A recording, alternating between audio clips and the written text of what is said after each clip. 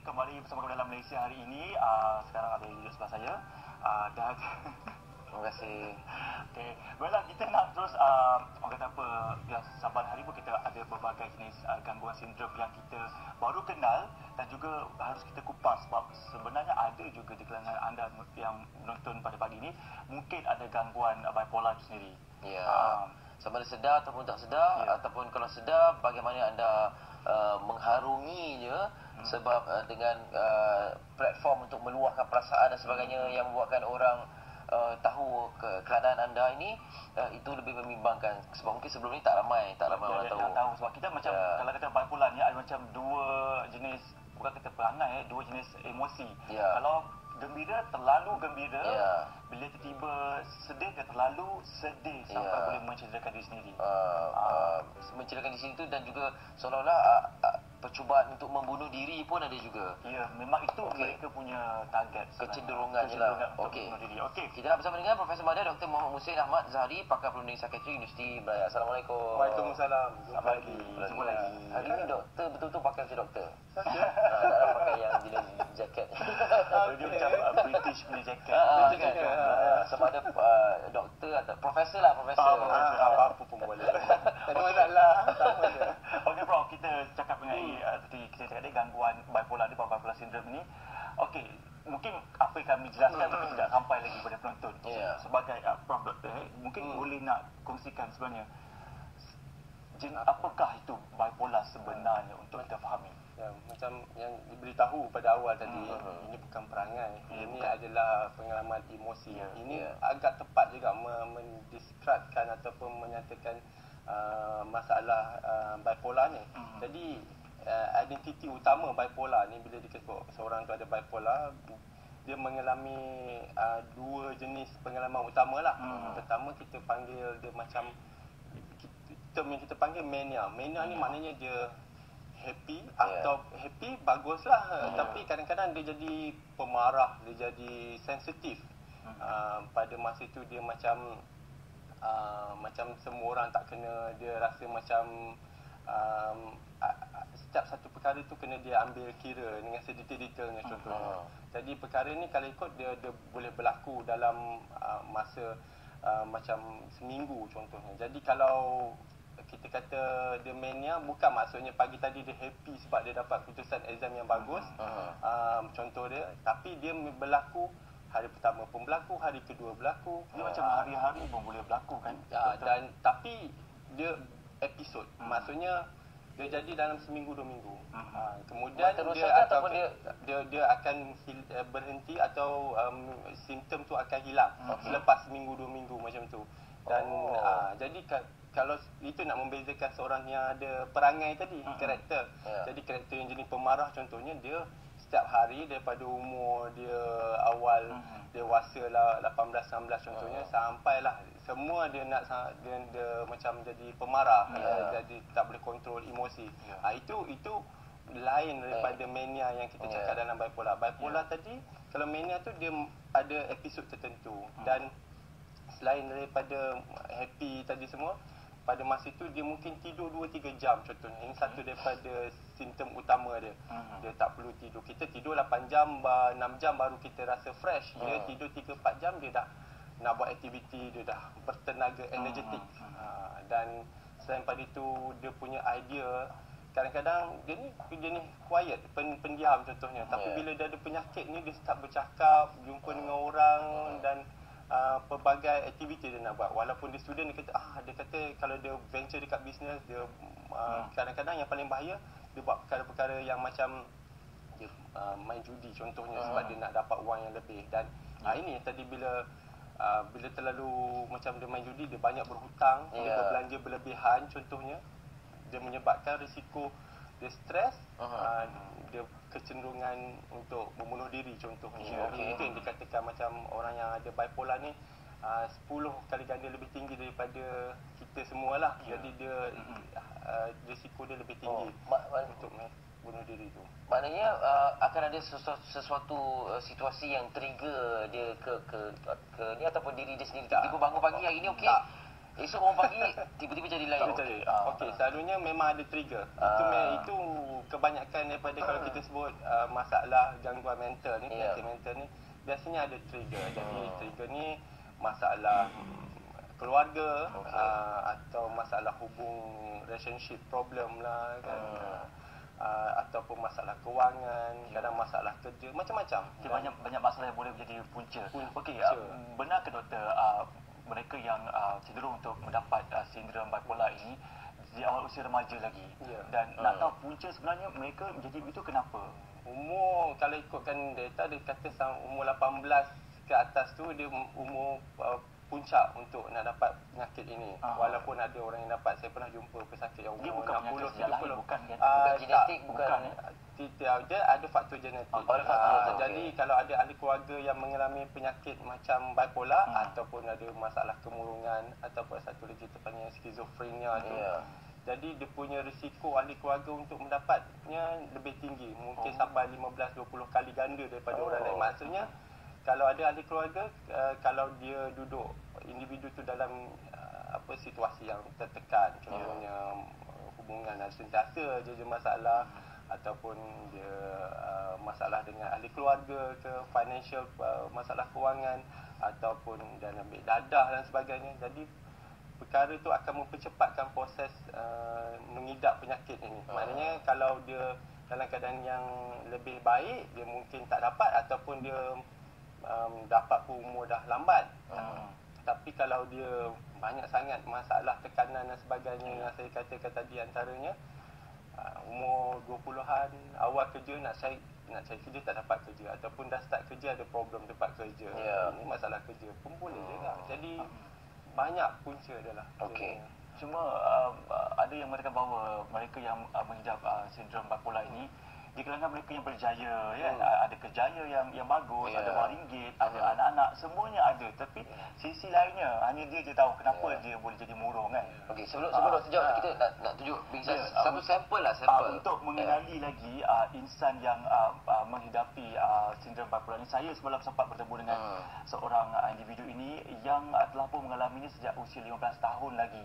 Dan dengan cerita beliau ini, saya pasti penonton akan lebih memahami apakah itu yang dialami insan bernama Ain Hussein ini. Kita saksikan laporan ini.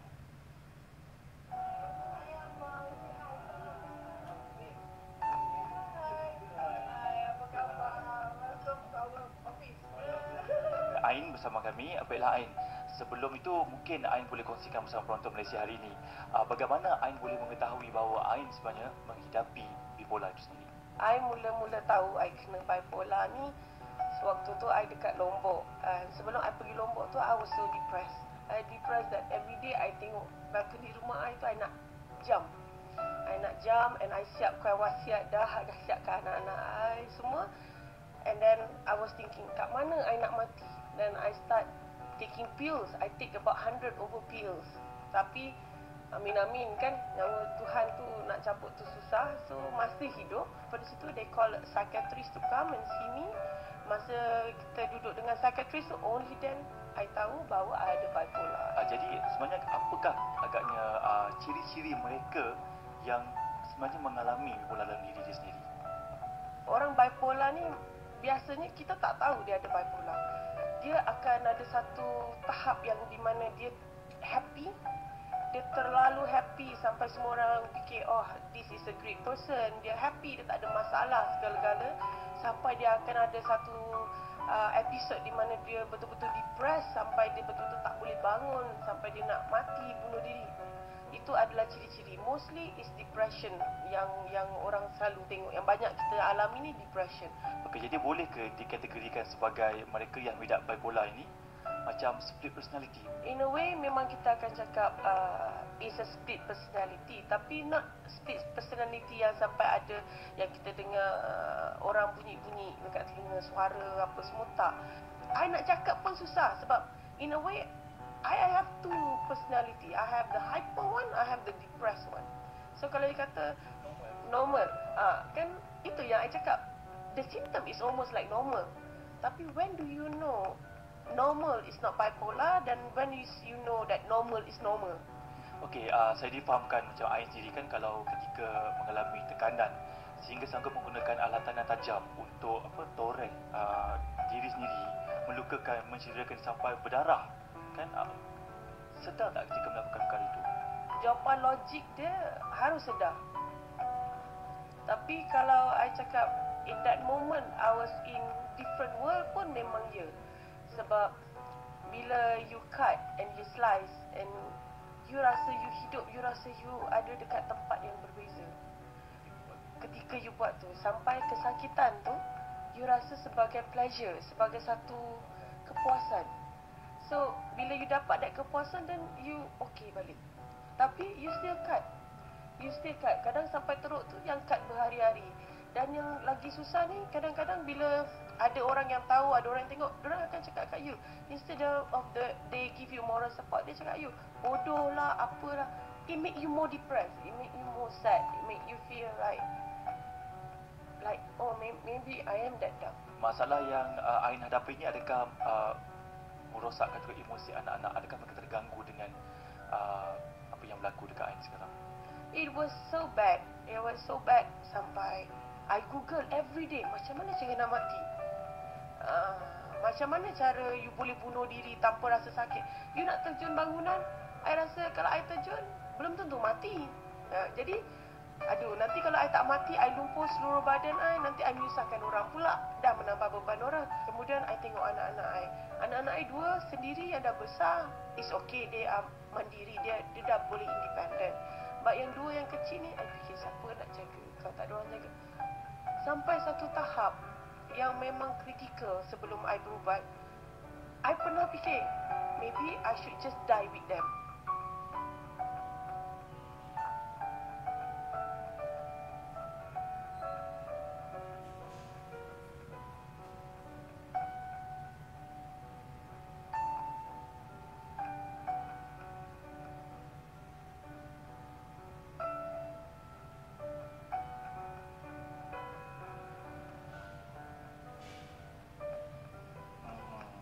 Ain juga ada mengatakan bahawa jikalah kawan-kawan anda ataupun ahli keluarga anda ada sindrom bipolar ni, jangan lagi menekan emosi mereka.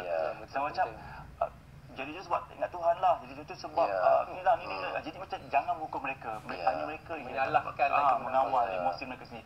Okey, apa yang dikatakan Ain tadi, sehingga orang kata apa, sanggup Google cara untuk membunuh diri. Adakah itu sering kali berlaku, doktor? Sebenarnya kalau lihat tadi daripada gambar tadi, dan dia pernah mencuba, sebenarnya risiko yang amat tinggi bila seorang tu merancang lah. Dia Google, dia dah tulis nota.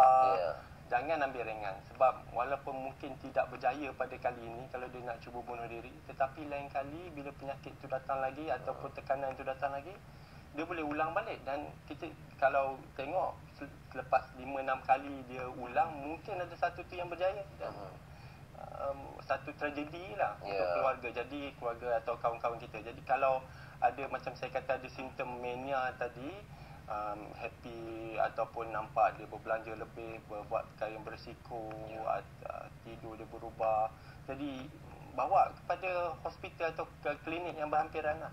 Tetapi kalau lihat satu lagi, saya perlu juga cakap pasal bipolar. Jadi dia kemurungan tadi, depression itu satu lagi, itu dua pola yang keduanya.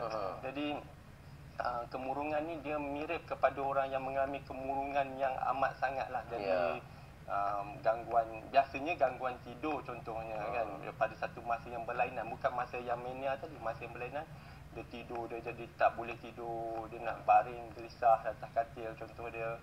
Tetapi ada juga orang yang hypersomnia, kita panggil, tidur berlebihan. Itu pun boleh jadi tanda kepada bipolar juga. Dan juga selera makan. Biasa kita kata orang yang murung tu dia tak mau makan contoh dia, ada hilang berat badan sebagainya, sampai begitu sekali. Tetapi ada juga itulah, makan yang berlebihan pun boleh jadi tanda-tanda untuk kemurungan dan menjurus kepada bipolar ni juga. Banyak apa saja tindakan atau perubahan sikap yang ekstrim tu akan ada kebarangkalian. Ya, betul. Berkemungkinan seseorang tu. Jadi tak sebaiknya tak ambil ringan lah, kita lebih sensitif, kita lebih peka dengan perubahan lagi. Sebab kita lihat apa yang rata-rata mereka yang mengidap bipolar ni, kalau mereka dah toreh diri sendiri, nampak darah, darah tu mereka rasa mereka alive, mereka hidup kembali. Memang begitu ke doktor? Dari segi psikologinya, bila seorang murung dia dah tak dapat menilai, maksudnya pada diri dia sendiri, di mana diri dia, apa yang dia alami. Macam tadi ada elemen kekeliruan pada diri dia sendiri. Jadi bila lihat pengaliran, dia mengalirkan darah dia sendiri selepas dia cuba bunuh diri dengan slash tu, dia rasa lebih, oh, this is life, dia kata, this is the pain. Dia rasa kesakitan tu susah kita nak menghayatinya kecuali dalam keadaan senario orang yang mengalaminya.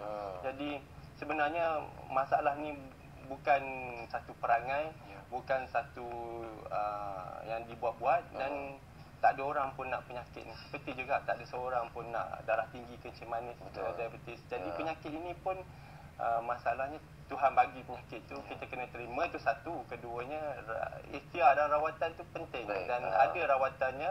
Dan sebenarnya yang paling menarik, yang terbaru, penemuan mengenai dengan penyakit bipolar ni, di mana ini antara penyakit paling biasa bagi kami. Ini penyakit yang ketiga kita biasa kalau ikut yang paling banyak.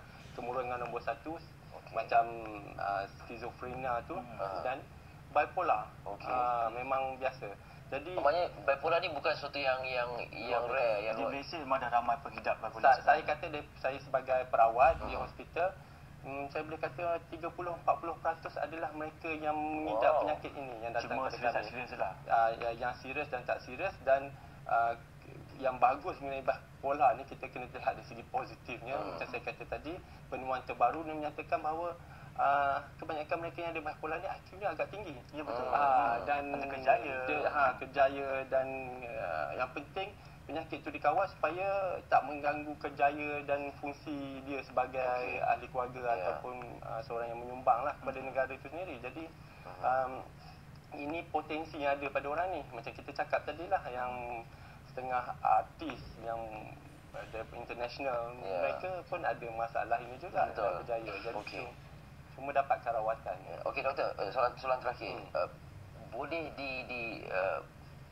dilupuskan ataupun tidak? Ataupun memang akan sentiasa ada, cuma kawal persekitaran supaya tidak ada pencetus atau trigger tu? Yang kedua tu penting. Yang kawal persekitaran tu kena macam, kita kata macam mental hygiene lah. Maknanya tak boleh ambil tekanan yang berlebihan, tak boleh diberi masalah. Macam tadi, kalau kita salahkan dia sahaja contohnya, tak boleh. Ini itu nombor 1, untuk itu kena jaga sepanjang masa. Dan kalau ikut penyakit bipolar ni adalah penyakit yang diidapi untuk lifelong, sepanjang hayat. Memang tak boleh hilang lah.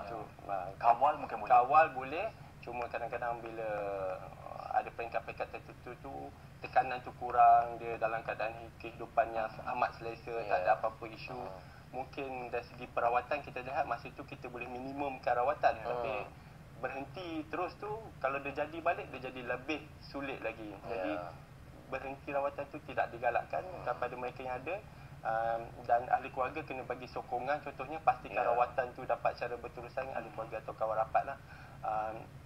Dan mungkin dari segi rawatan susulan tu kita boleh lihat keperluan pesakit sendirilah, boleh berbincang dengan perawat, dengan doktor dia. Okey doktor, sikit lagi saya bertanya pertama kali, sebab sekarang ada media sosial dan sebagainya. Kadang-kadang orang tu tak sedar bila terlalu terkeburu dengan sebagainya, menulis sesuatu, menghantar gambar tu.